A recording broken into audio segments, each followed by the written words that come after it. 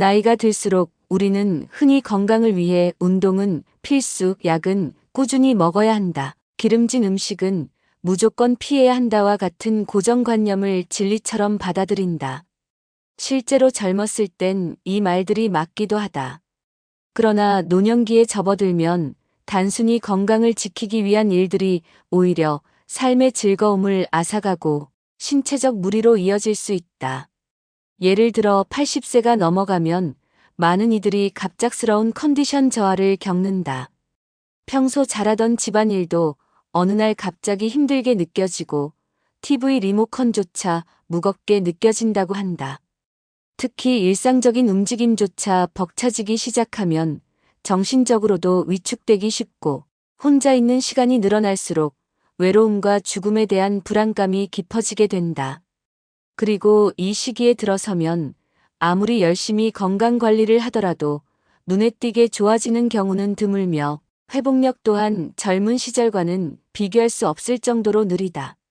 이런 변화는 단순한 체력 저하가 아니라 노화에 따른 자연스러운 흐름이기 때문에 더 열심히 운동해서 극복하겠다는 마음만으로 해결되지 않는다.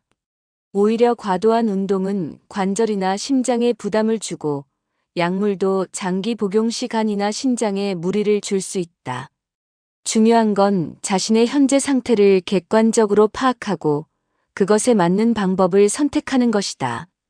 예를 들어 평소 걷는 것도 힘든 80대 노인에게 하루 만보 걷기를 권하는 것은 건강을 위한 조언이 아니라 오히려 고문일 수 있다. 그보다는 집 안에서라도 가벼운 스트레칭을 하거나 손 운동, 목 돌리기, 의자에 앉아 발끝 들기 등 부담 없는 움직임을 반복하는 것이 오히려 낫다. 또한 음식에 대한 접근도 바뀌어야 한다. 60대부터는 무조건 먹고 싶은 걸 참는 것이 능사가 아니다. 물론 과식이나 기름진 음식을 피하는 것은 좋지만 즐거움을 주는 식사가 곧 삶의 활력이 되기도 한다. 가끔은 좋아하는 음식 한 끼가 기분을 끌어올리고 외출할 기회를 만들어 사회적 관계를 유지하는 데도 도움이 된다.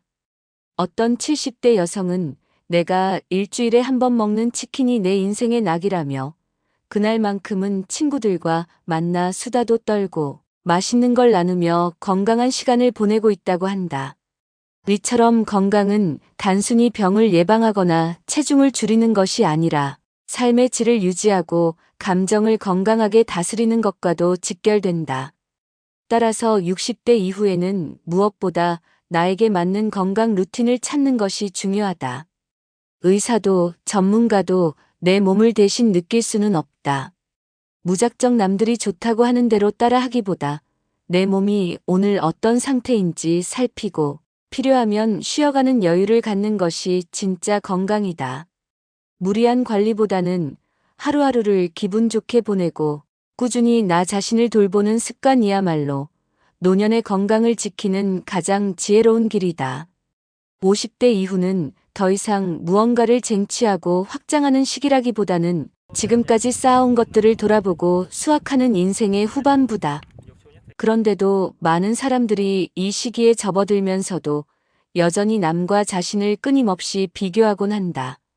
동창 중 누군가는 20억짜리 집에 살고 퇴직금에 연금까지 넉넉히 받으며 해외여행을 다니는 모습을 보면 자신은 뭘 했나 싶고 억울한 마음이 들기도 한다.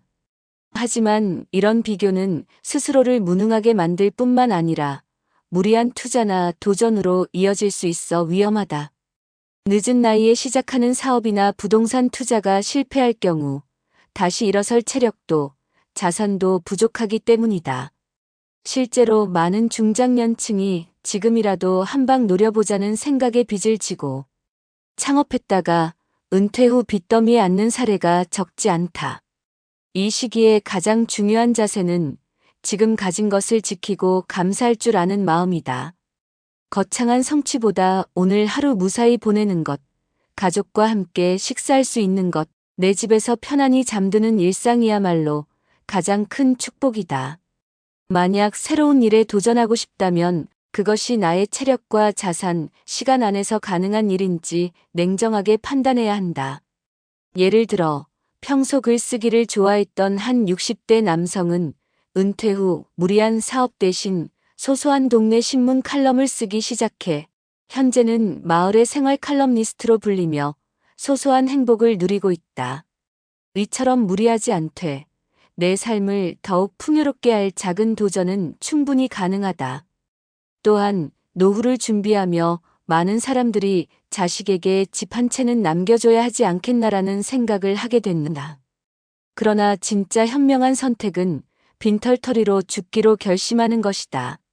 물론 이것은 무모하게 모든 재산을 탕진하라는 의미가 아니다. 다만 자식에게 남겨주기 위해 나는 줄이고 참고 살아야 한다는 사고방식은 오히려 남은 인생을 불행하게 만들 수 있다. 실제로 주택연금, 연금보험, 생활자금 조달 등의 시스템을 잘 활용하면 은퇴 후에도 일정한 현금 흐름을 유지할 수 있다. 한 70대 부부는 자녀에게 집을 물려주기보다 주택연금에 가입해 매달 일정 금액을 받았으며 여행도 다니고 자신을 위한 시간을 보내고 있다. 그 부부는 아이들도 다 컸고 이젠 우리 인생을 살기로 했다며 미소 지었다. 중요한 것은 돈을 모으는 법이 아니라 쓰는 법을 아는 것이다. 누구도 인생의 끝이 언제일지 알 수 없다. 재산을 쥐고만 있다가 병원비로, 요양비로 아니면 아무 의미 없이 사라지는 돈보다는 지금 살아있는 동안 잘 활용해서 나를 위한 삶을 충만하게 누리는 것이 훨씬 더 가치 있다. 빈손으로 태어났듯 빈손으로 떠나는 것이 자연의 이치다. 얽매이지 않고 부담 없이 남의 눈치 보지 않고 사는 살. 이것이야말로 진정한 자유고 노년기의 행복을 가능하게 하는 조건이다. 비교하지 않고 욕심을 내려놓고 내 삶에 감사하며 살아간다면 그 어떤 연금보다 든든한 마음의 평화를 얻을 수 있다. 나이가 들수록 사람들은 점점 외로움을 두려워하게 된다. 특히 친구가 하나둘 떠나가거나 자녀가 독립해 집이 조용해졌을 때 느껴지는 고요함은 때로 공허함으로 다가온다. 그래서 누군가는 혼자 있는 것을 견디지 못해 무리해서 모임에 나가고 억지로 관계를 이어가려 애쓴다. 하지만 진짜 외로움은 사람과 함께 있을 때 오히려 더 크게 느껴질 수도 있다. 겉으로는 웃으며 대화를 나누지만 마음은 닿지 않는 관계는 오히려 더 깊은 고독을 낳는다. 진심 없는 대화, 반복되는 비교와 자랑, 그리고 타인의 기대에 맞추려는 피로함은 노년의 삶을 더 지치게 만든다. 그렇기에 친구가 없어도 괜찮다는 사실을 받아들이는 것이야말로 진정한 자유의 시작일 수 있다. 깊고 진한 인간관계가 아니어도 일상 속에서 마주치는 느슨한 관계들이 오히려 훨씬 따뜻하고 편안한 정서적 지지를 줄 수 있다. 단골 커피숍의 바리스타, 헬스클럽 트레이너, 동네 미용실 원장, 매일 산책길에서 인사 나누는 이웃 등은 서로의 삶에 깊이 관여하지 않으면서도 일정한 안정감을 준다. 이들은 가벼운 안부를 주고받는 것으로도 충분히 삶의 활력소가 될 수 있고 오늘도 반갑습니다 라는 말 한마디가 어떤 날은 하루의 기분을 바꿔주기도 한다. 일본의 사회학자들은 이런 관계를 소셜 믹싱이라 부르며 노년기 삶의 질을 높이는 핵심 요소로 평가한다. 실제로 한 할머니는 남편을 떠나보낸 후 심한 우울증을 겪었지만 매일 오전 10시에 맞춰 동네 슈퍼에서 장을 보고 오후 3시엔 단골 카페에 들러 직원들과 인사를 나누는 루틴을 만들면서 삶의 균형을 되찾았다고 한다. 그에게 카페 직원은 친구도 가족도 아니지만 매일 자신을 알아봐주고 반갑게 맞아주는 존재감의 확인이 되었다고 고백했다. 의는 인간관계의 본질이 깊이가 아닌 연결감에 있음을 보여준다. 또한 혼자 있는 시간이 결코 불행이나 고립을 의미하지 않는다는 사실도 알아야 한다. 오히려 혼자 있는 시간을 통해 스스로를 돌아보고 자신만의 속도로 삶을 정리하며 오롯이 자신을 위한 하루를 설계할 수 있다. 누군가와 계속 연결되어 있어야 안심이 되는 삶이 아니라 나 자신과 잘 지내는 것이야말로 진정한 독립이다. 예를 들어 혼자 조용히 책을 읽거나 음악을 듣고 좋아하는 영화나 다큐멘터리를 보는 시간은 오히려 소란스러운 모임보다 훨씬 풍성한 만족을 준다. 중요한 것은 혼자라는 물리적 상태가 아니라 그 속에서 무엇을 하고 어떻게 연결되며 어떤 의미를 찾느냐다. 나이가 들수록 매일 갈 곳이 있고 매일 할 일이 있는 사람이 행복하다. 꼭 거창한 일이 아니더라도 아침에 일어나 동네를 산책하고 식사 후에 좋아하는 라디오를 듣거나 식물을 돌보고 저녁에는 좋아하는 프로그램을 챙겨보는 일상의 루틴이 삶의 안정감과 활력을 제공한다. 누구나 인생의 어느 시점에서는 혼자가 된다. 하지만 그 혼자라는 시간이 고립이 아니라 나만의 평화로운 공간이 될 수 있도록 준비하는 것이 중요하다. 억지로 관계를 유지하기보다는 마음이 통하는 느슨한 인연 몇 개와 스스로를 돌보는 일상의 흐름이 있다면 그 자체로 충분히 따뜻하고 충만한 노후를 살아갈 수 있다. 친구가 많지 않아도 괜찮다. 중요한 건 나와 나 자신이 좋은 친구가 되어주는 일이다. 60세를 넘기면 많은 이들이 건강을 위해 살을 빼야 한다고 생각하지만 실은 그보다 더 중요한 것이 근육을 늘리는 것이다. 젊을 땐 조금 살이 쪄도 체력으로 커버가 가능하지만 노년에는 근육이 줄어드는 근감소증이 치명적인 문제로 다가온다. 근육은 단순히 움직임을 위한 것이 아니라 몸 전체의 기능을 유지하고 대사와 혈당 조절, 심지어 낙상 방지에도 결정적인 역할을 한다. 실제로 근육량이 부족하면 조금만 넘어져도 큰 골절로 이어질 수 있고 그 후엔 침대에만 눕게 되어 전신 기능이 급속히 악화되는 노쇠 악순환에 빠지기 쉽다. 이를 방지하기 위해 60세 이후의 건강 관리는 다이어트가 아닌 근육 유지 중심으로 재정비되어야 한다. 특히 근감소증은 눈에 잘 띄지 않아 방치되기 쉬운데 이를 간단히 점검할 수 있는 방법 중 하나가 바로 핑거링 테스트다. 양손의 엄지와 검지로 동그라미를 만들어 종아리의 가장 두꺼운 부위를 감싸보는 것이다. 손가락이 닿지 않는다면 근육이 충분하다는 뜻이지만 손가락이 맞닿거나 겹쳐진다면 근육이 부족할 가능성이 높다. 이처럼 집에서도 간편하게 자신의 근육 상태를 확인하고 필요하다면 적극적인 관리에 나서는 것이 중요하다.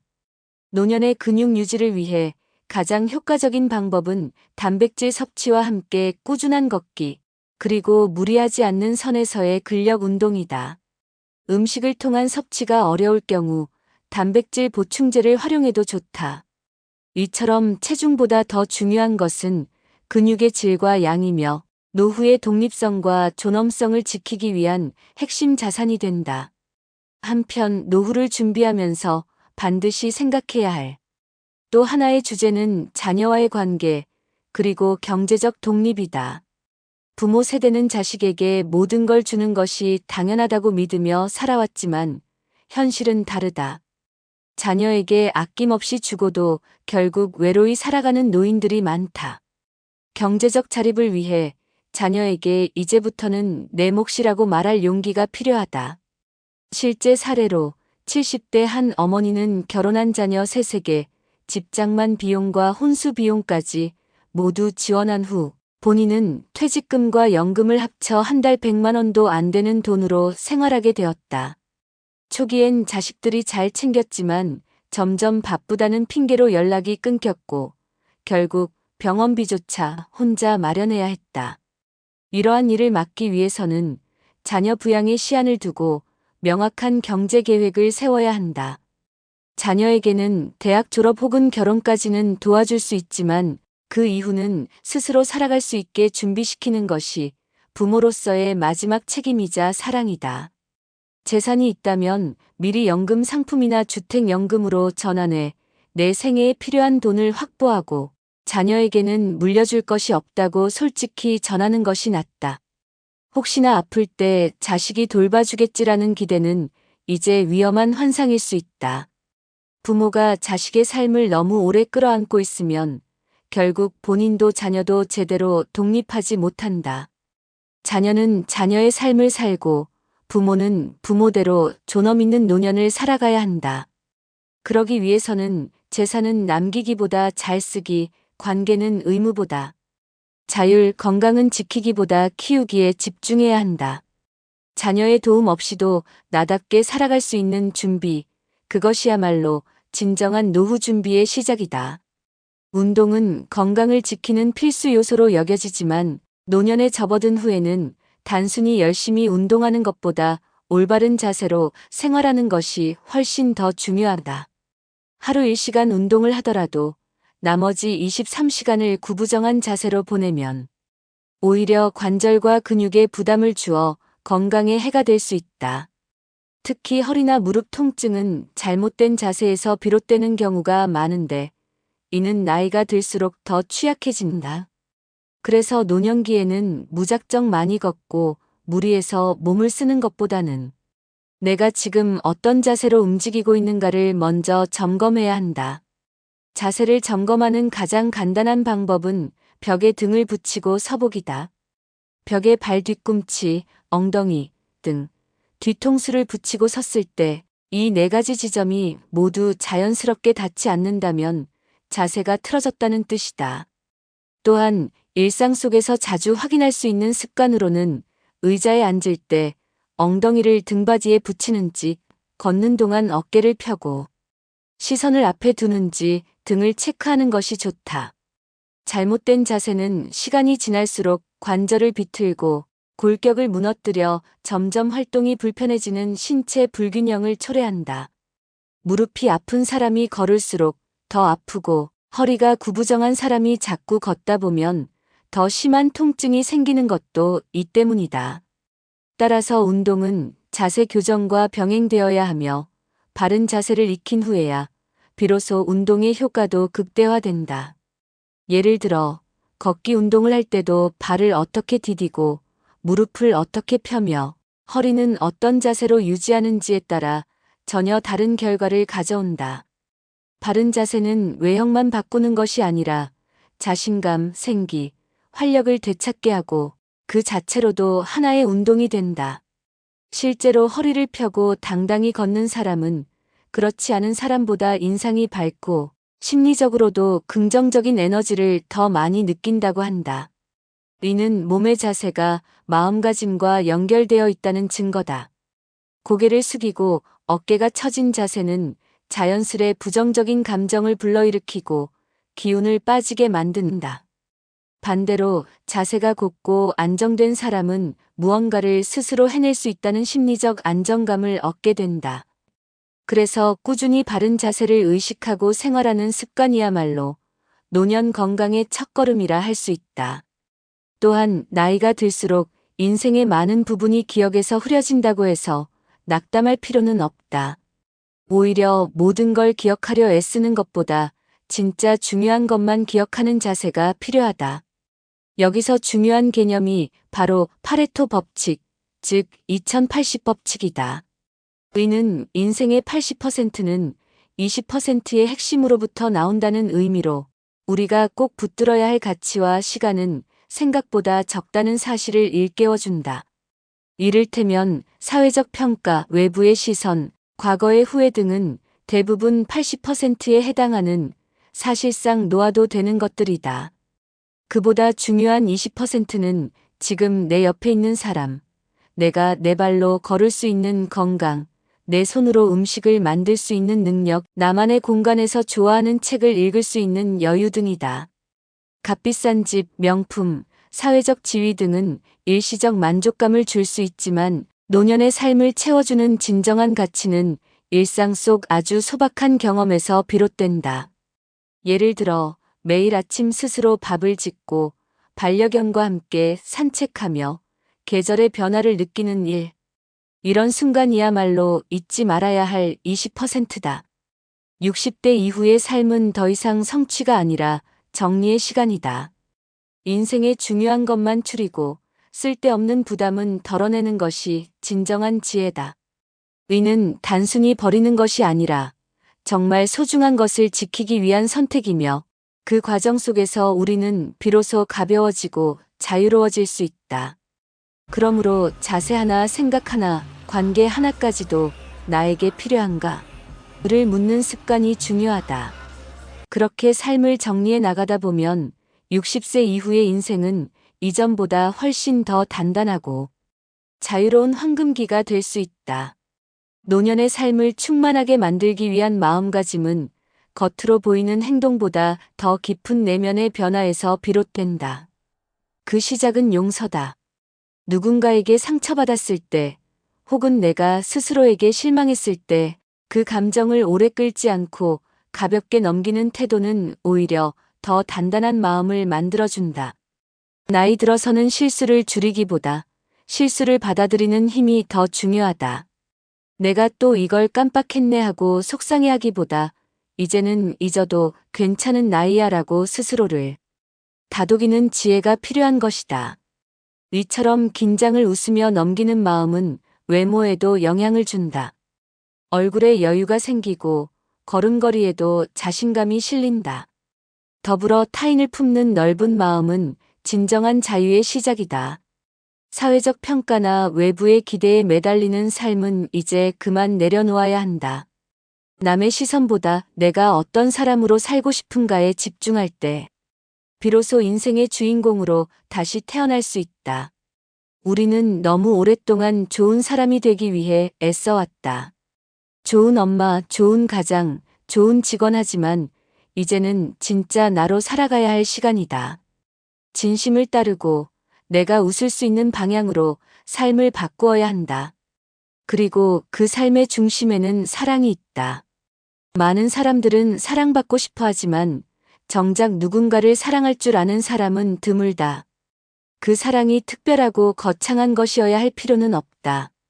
이웃의 안부를 묻는 한마디, 손주에게 건네는 따뜻한 미소, 친구의 안부에 귀 기울이는 마음.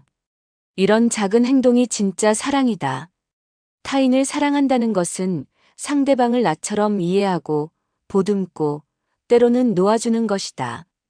세상은 넓은 마음을 가진 사람을 만나기 어려운 시대다. 모두가 바쁘고 지치고 각자의 사정으로 무장하고 있다. 그렇기에 더욱 조금 더 사랑할 줄 아는 사람이 세상의 중심이 되어야 한다. 사랑은 관계를 치유하고 상처를 덮으며 때론 세상을 바꾸는 힘이 있다. 실제로 누군가의 다정한 말 한마디가 하루의 기분을 바꾸고 오랜 상처를 녹이기도 한다. 우리가 그런 사람이 될 수 있다면 그 자체로 인생 후반전을 빛내는 주인공이 되는 것이다. 사랑은 젊은 사람의 전유물이 아니다. 나이가 들수록 더 깊이 있게 사랑할 수 있으며 그 사랑은 반드시 되돌아온다. 그러니 이제는 사랑받으려 애쓰기보다 누군가를 사랑할 줄 아는 사람으로 살아가자. 그것이야말로 가장 인간답고 가장 아름다운 노년의 모습이다.